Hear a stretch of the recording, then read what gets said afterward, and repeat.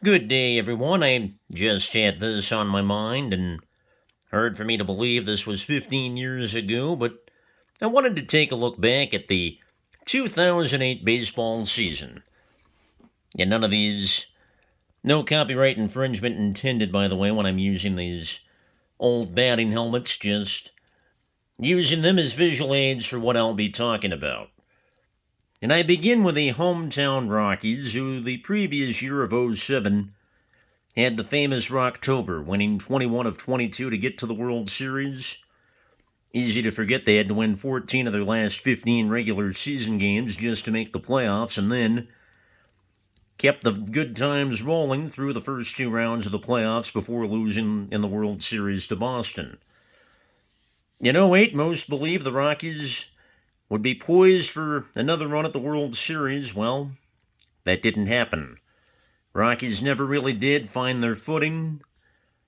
It never really were in the playoff race throughout that '08 season.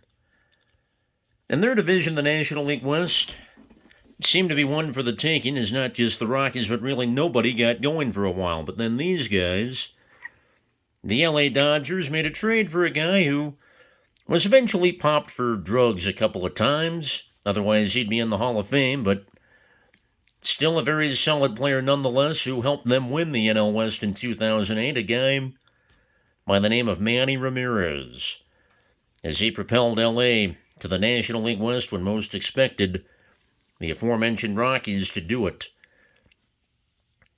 And then what about the NL Central?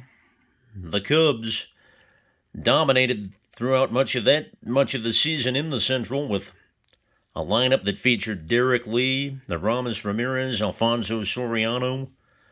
One of my all-time favorite pitchers, Kerry Wood, was now the closer, and a very good one. And the Cubs were threatened a little bit by these guys, the Milwaukee Brewers, their old logo here, about midway through the season, but the Cubs eventually took control for sure and won the division handily. Milwaukee, who had lost the division by 2 games the previous year to the Cubs, battled hard for the wild card and eventually claimed it on the last day of the season over the New York Mets.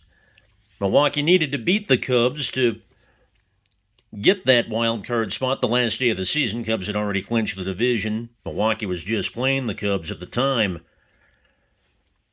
And thanks to a likely future Hall of Famer named CC Sabathia pitching a complete game and a Ryan Braun home run in the 8th inning, Milwaukee got the wild card over the Mets, who for the second year in a row had thrown away a chance at the postseason. In 2007, the Mets led the NL East by 7 games with 17 to play, but fell to the Philadelphia Phillies.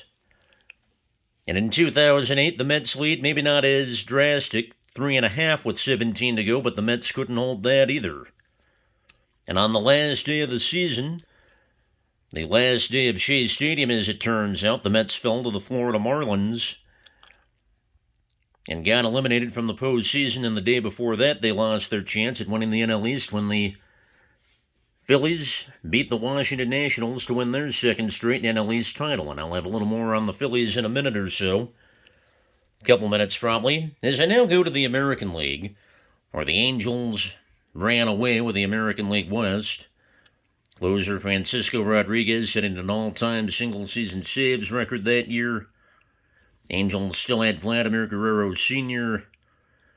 They rolled to the AL West.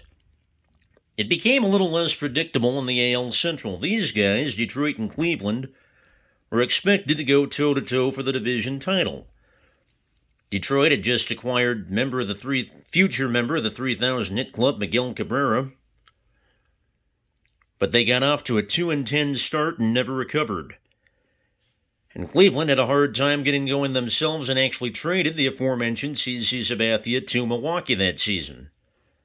So it wound up being these guys, the Twins and White Sox, who battled for the division title in the AL Central and wound up tied on the last day after the last day of the season. The one bit of controversy, Minnesota won the regular season series with the White Sox, but the White Sox hosted the Twins in the one-game tiebreaker by winning a coin flip. And the White Sox beat the Twins in game 163 1-0 on a home run by future Hall of Famer Jim Thome to make it to the playoffs for what would be their last playoff appearance until 2020, and last division title until 2021.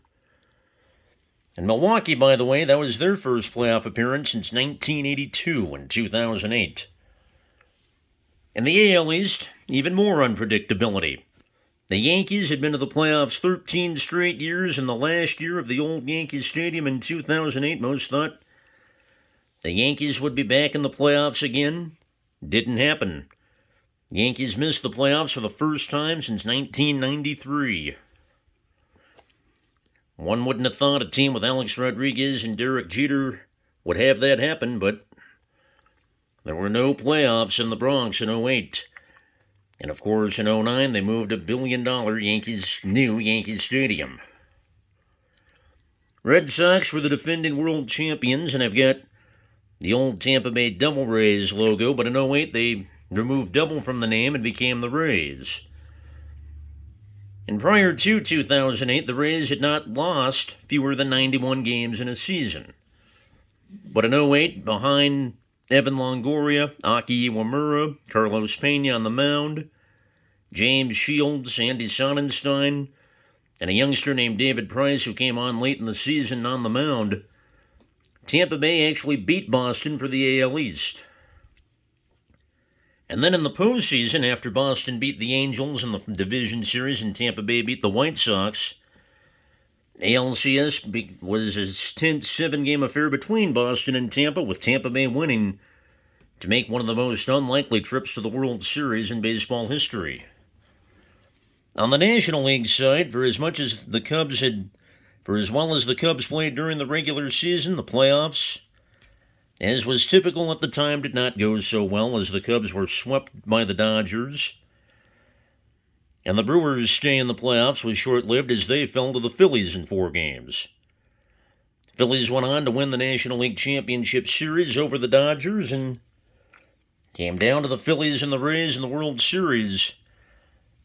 And for as great as the Rays' run was, the firepower of the Phillies, Chase Utley, Ryan Howard, Jimmy Rollins, closer Brad Lidge, was too much for the Rays in the World Series, and the Phillies won in 5 games. Hard to believe now, given the success of Tampa Bay, but back in 2008, nobody saw it coming, and though they lost the World Series, the Rays certainly provided most with a run to remember in 2008. In 2008, although just 15 years ago and maybe not as simple at times as the 50s or the 60s by any means in baseball, but still an interesting time nonetheless. And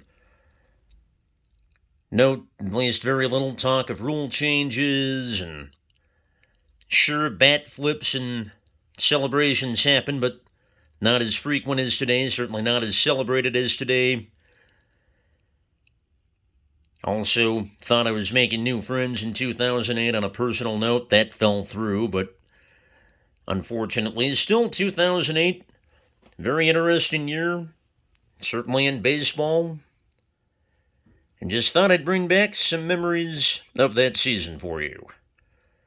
Thank you for watching. I'll talk to you down the road. Have a good day, everyone.